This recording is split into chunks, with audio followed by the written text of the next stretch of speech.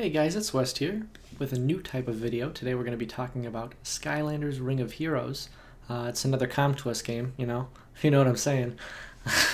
The game is pretty fun. I want to talk about some of the stuff I like about it and some of the stuff that I think would be cool if Comtwist implemented in Summoner's War.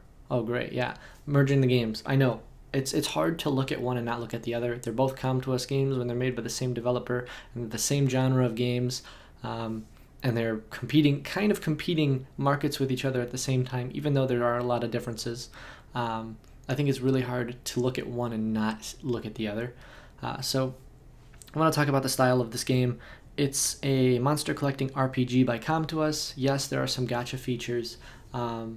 You can spend money to get pieces, but it's like the way that the summoning and everything in this game works, the monster collecting in this game works for Skylanders, to get more Skylanders, it's not as scroll based or scroll dependent as Summoners War, in the way that in order to level up creatures, in order to power them up, in order to make them stronger, you need to collect more pieces of them. So just summoning a bunch of scrolls and getting a bunch of different Nat 5s in this game doesn't mean you're necessarily going to be able to utilize them to the highest amount of efficiency as compared to some of the more farmable units in the game. I'm going into this because I think it's a pretty huge divide between Summoners War and Skylanders, and I kind of like it because it kind of closes some of that gap between the whales of mobile games and the players who are maybe casual, or maybe just want to be free to play and competitive. Maybe they don't have the money to spend on it, or maybe they don't think their money is worth sinking into a game like that. So we're going to talk about this a little bit more in depth here. I'm going to show you guys a unit, for example. So we'll say Grilla Drilla, for example. Support unit, I think he's an Nat 2. He's got a bunch of different skills. So when it comes to making them stronger, there's two different ways, or three different ways essentially you can do it. There's powering up, there's leveling up. You can use potions to do that, or you can just use them in the different battles in order to gain XP. And then there's evolving them. And so powering up and evolving them are both going to require pieces of that unit. So for example, if you spend a bunch of money and got a bunch of Nat 5s, but you didn't have the pieces to power them up, your Nat 5 is stuck where it's at.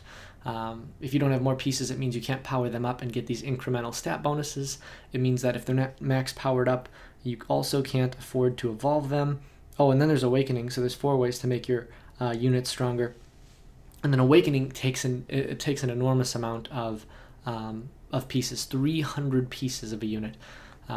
So getting the amount of pieces it takes to really maximize a unit, it takes a long time, it takes a lot of pieces, it takes a lot of resources, and I think that's done really, really well in this game, where it doesn't feel like there's an instant answer to a lot of problems. It seems like there are a lot of things in this game, or a lot of situations and a lot of areas in the game that can just be handled with free-to-play units. I haven't felt at all yet that there's a point that can't be completed by getting better gear or better or upgrading my farmable units further.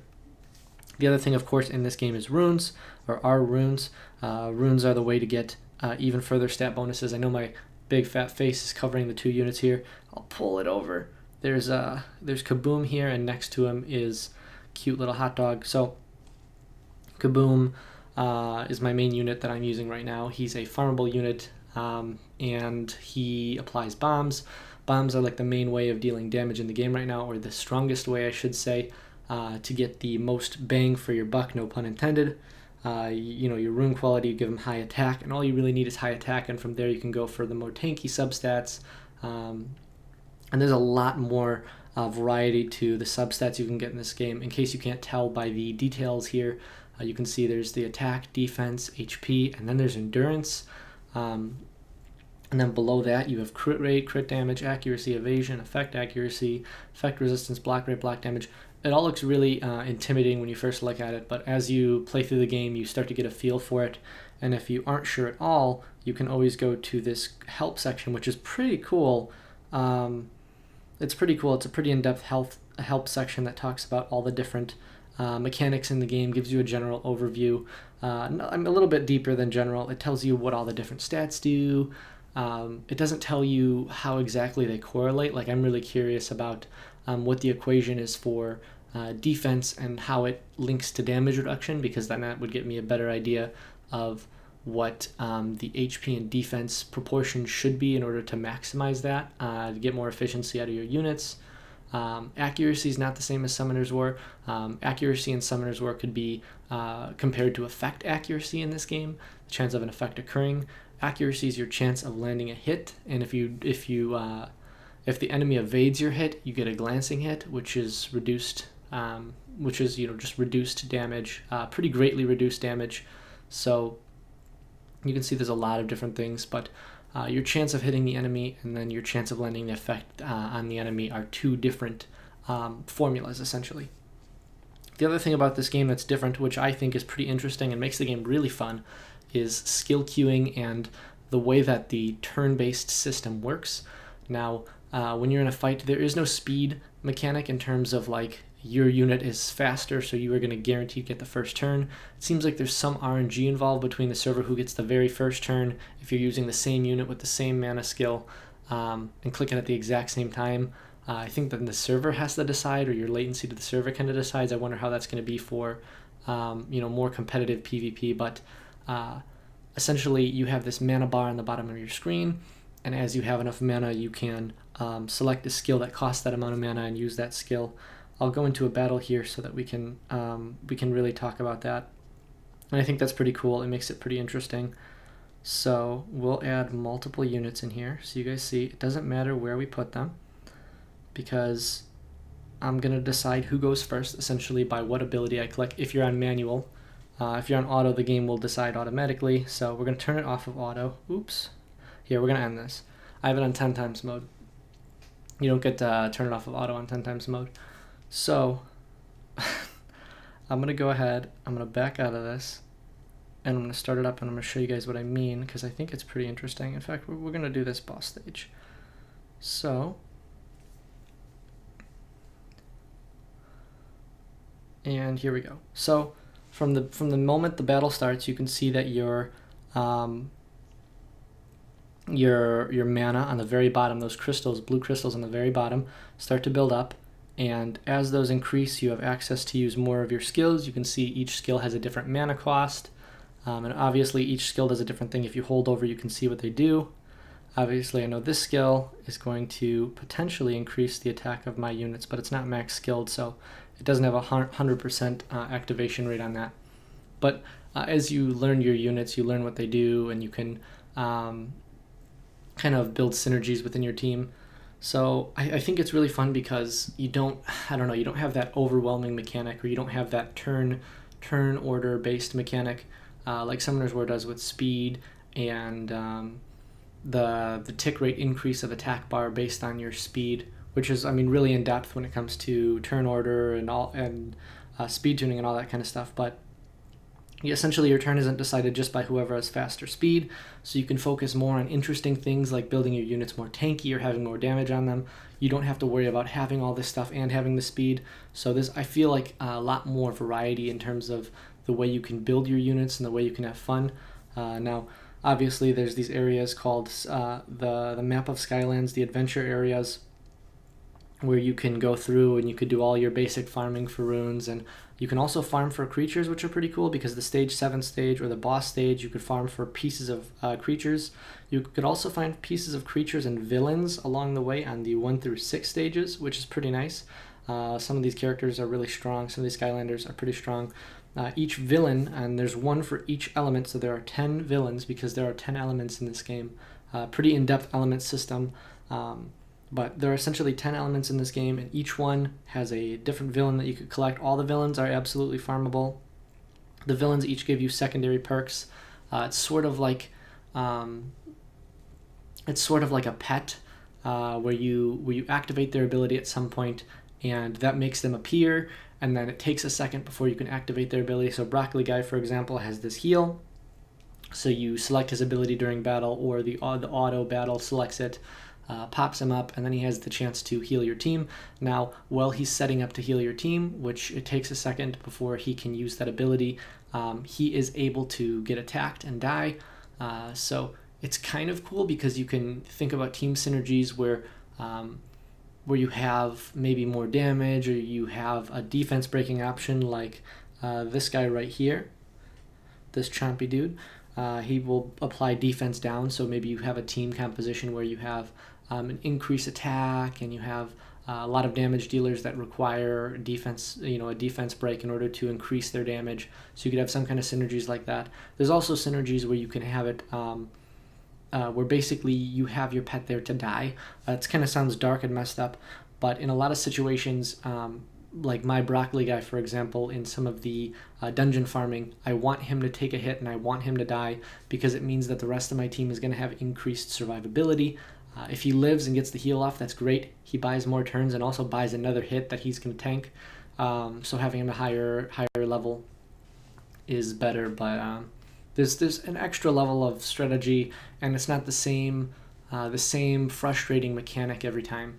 So I think that's pretty cool. I think they've closed the player base gap a little bit better in this game. Now that that could remain to be seen. We could see some crazy change in the future that suddenly benefits whales. But where the game is at right now at the moment that I'm making this video, it seems pretty balanced. I feel like you do get rewarded if you pay, but it's not such a crazy out there reward where it just like completely takes you off and sends you in another direction. Of course, the more you pay, the more progress you could potentially get by summoning the stuff. But I think if you just farm for runes and use the farmable units in the game, that there's plenty that you can do. And I'm having a lot of fun with it. I've been playing it alongside Summoners War. I don't plan on leaving Summoners War at all or stopping Summoners War content at all. As you guys may have seen in the past few videos, I'm super hyped about Summoners War. I've been super into it with all the theory crafting stuff still. But I have been playing this game, and I think it's fun. And I think if you're into this kind of game, you could try it. I would recommend trying it. It seems pretty fun. If it's not your cup of tea, then it's not. Worst case scenario, you uninstall the app. I think it's pretty fun. But more importantly, I think there's a lot of things that are done pretty well in this game that should be taken into Summoners War. This is the part at the end where I go on a tangent and I don't talk about as much about this game specifically as I do features that I would like implemented into Summoners War. So if you're just coming here to hear me talk about the things that I liked about Skylanders, this is probably the end of it. Maybe a little bit more stuff like I do like this 10 times farming feature or 10 times replay feature. You can see here it is on auto. It is on 3 times speed, and I did put it on the 10 times mode, so it will automatically farm 10 times in a row. You can set it to stop if certain things happen, like if your team fails, you can have it stop, and things of that nature, which is nice. But I, of course, have it just farm no matter what. If my team fails, keep going, whatever, who cares? Get over it and keep farming. But I think a feature like this would be really neat in Summoners War, and I think they could implement it. I don't know if it would be that hard, especially for a game that's been out as long as Summoners War, especially with the decreasing amount of patience, I think, in gamers in general, because it's like, it's a game where you're going to be grinding a long time anyways. You're going to spend a lot of time in dungeons and things of that nature.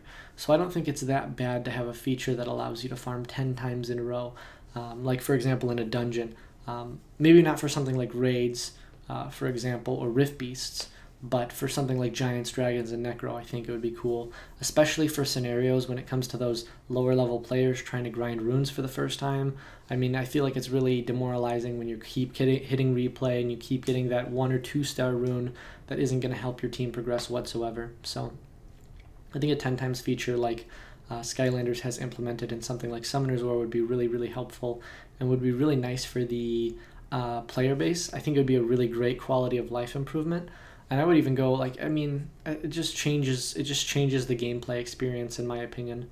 And it also can give the perception of better rates, or not as much better rates, but it would, you wouldn't be as, I don't know, I wouldn't be as tilted about bad rates, or as about, about the fact that I'm not getting 6-star runes as often as I'd like to when I'm farming 10 times, because you go through, you see that massive amount of mana when you sell those runes, because 10 times, so you get like 8 runes, that's like 80, maybe 100,000 mana.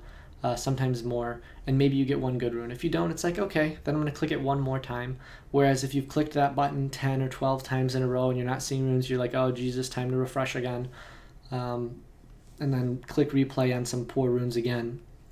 So I feel like that feature is really, really well implemented. I like it a lot. I think the piece feature is really unique. That doesn't really correlate with Summoner's War at all. But I think it's really nice to have these pieces be the skill ups for the units, not the skill ups for the units, the way you power up the units, the way you evolve the units, and the way you awaken the units. I think that's really, really nice because there is no generic food. For example, there are no duplicates in this game. So when you get pieces of a monster, it's not like getting a duplicate is suddenly a bad thing. Getting extra pieces, it's like, oh, okay, great. I can now power up or evolve or slowly, work toward awakening a unit, which is nice because those incremental changes make your runes a little bit better as you go on. Your percentage-based runes are going to get even stronger. You're going to scale even better with your rune quality, which is always great. Anytime you can make runes more valuable through powering up a unit is pretty cool. So getting duplicates of a unit isn't necessarily a bad thing because it just means more pieces to power them up further.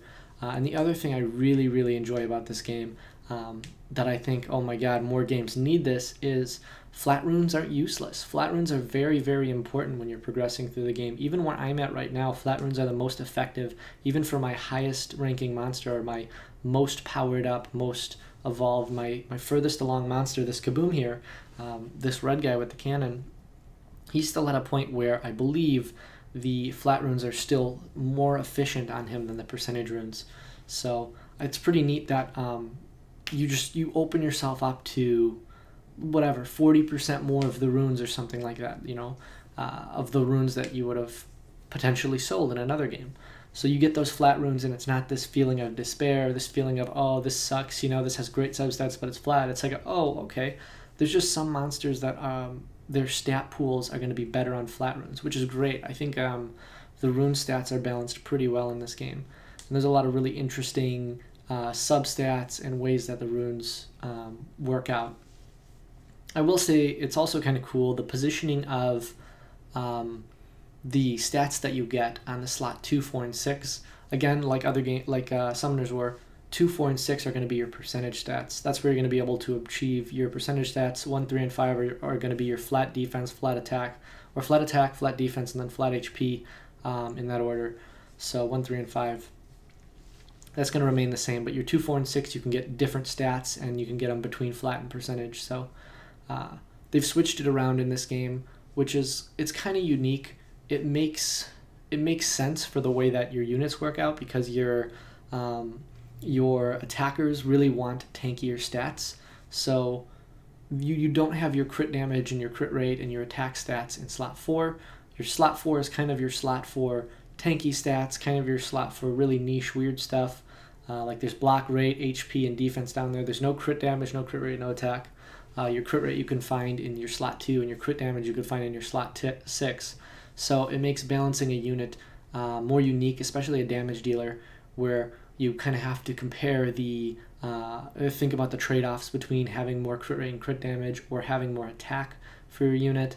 That's why units like bombers are pretty strong, because you could run them on double attack and then give them HP or defense in slot 4, whatever you need to make up for your lack of substats or main stats, or whatever sort of tankiness your unit needs for where you're using them.